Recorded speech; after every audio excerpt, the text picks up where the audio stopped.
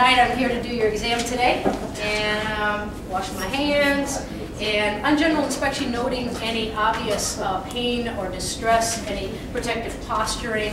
I would note your general posture and your ability just to stand erected, whether you were listing to one side. I'm going to look at just the alignment and symmetry of your thoracic spine here and your lumbar spine. And I'm going to just move your gown a little bit. And looking at that alignment and symmetry and noting any abnormalities, I'm looking at for any obvious scoliosis or kyphosis, which is the forward folding.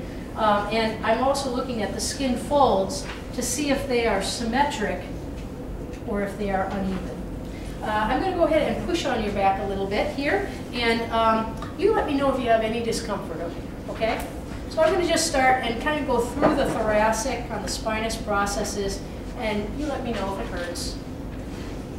And down into the lumbar spine.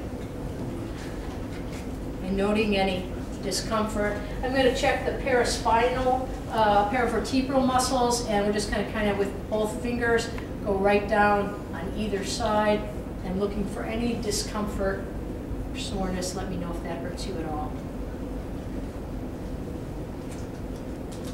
And I'm going to check the SI joints. Does that hurt you at all in these sacroiliac joints? I'm just going to push on those. And then I would also palpate just the sacrum and note any tenderness. I'm going to ask you to do some range of motion for me, okay? So if this, here, why don't you tuck this down a little into your shorts here, and then they won't fall off. Okay, good. And I'm going to ask you to bend forward as far as you feel comfortable and like you were going to touch your toes, okay? Good. And I would like you to come up, and I would note if there was any discomfort there with forward flexion. Now I'm going to ask you to put your hands on your back side and extend your back, go backwards. Does that make you feel better or feel worse? Same. Okay. And now I'm going to ask you to put your arms at your side and just do a side bend to one side and a side bend to the other side. Good. And I'm noting any differences from one side to the other. I'm going to ask you to turn and twist yourself and turn and look over your shoulder at me and the other way. Twist and look over your shoulder. Good. And noting any discomfort. And now I'm going to have you do some things. Can you turn around and face me?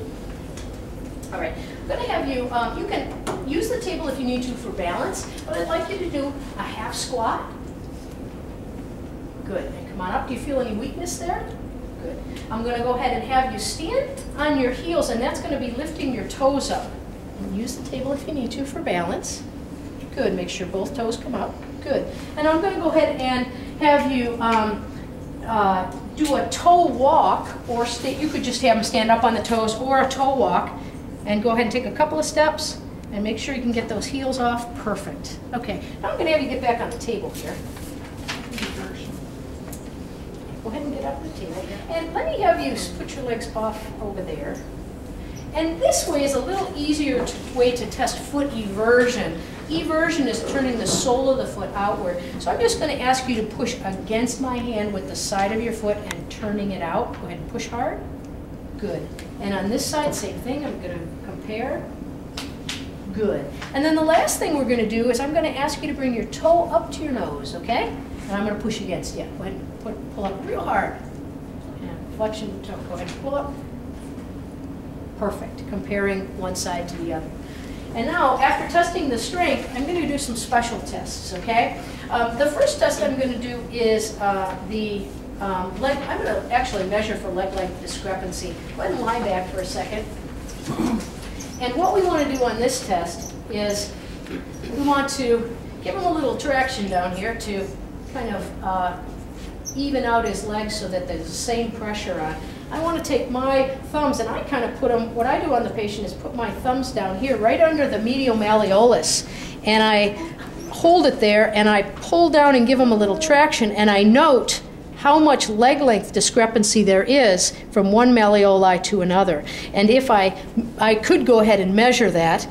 If I did measure that, I'd take the measurement device and put it on the ASIS and all the way down onto the medial malleolus and then bilaterally. Just looking and seeing is a nice, easy way to do it, to see if there's a major leg length discrepancy. That could be a reason that he's presenting with back pain. Then I'm going to do another test, the Patrick test. And the Patrick test is for this, the SI joint. And I'm going to have you cross your legs for me for a second. Good. And then I'm going to take and just very gently, I'm going to stabilize his left hip and hold it there. And I'm going to press gently downward toward the table on his knee. And I'm going to push, that's putting pressure on his SI joint. I'm going to ask him, does that cause you any pain? Good. And a positive would be pain. And I can test that bilaterally just to compare if one side has more than the other. Any discomfort? No? Good. All right, and then the other test is called the pelvic rock test. And we know that our sacroiliac, our pelvis and our sacroiliac joints are somewhat mobile. And what we want to do is actually get a hold of them and just rock them a little bit to create some tension in the SI joint. It's a difficult test to do. Theoretically, you want to grab a hold here and rock in. So my hands are doing this and rocking out. This way, this way. Unless you have big hands, it's a hard test to do. Another way to do it, a little cheat way to do it, is for me to cross my arms, press on the ASIS, push down, so my hands are doing this, and that is displacing the SI joint, and a positive would be pain in the area of the sacroiliac joint that was affected. And he would say, yes, that hurts me, so my hands are doing this. So either way, if you have really small hands or you have a large patient, this pelvic rock is a difficult test to do, and you could do an alternate this way. And your goal is to recreate the sciatic, the pain in the SI joint. And then scoliosis, I'm going to have you sit up for a minute here and actually hop off the table.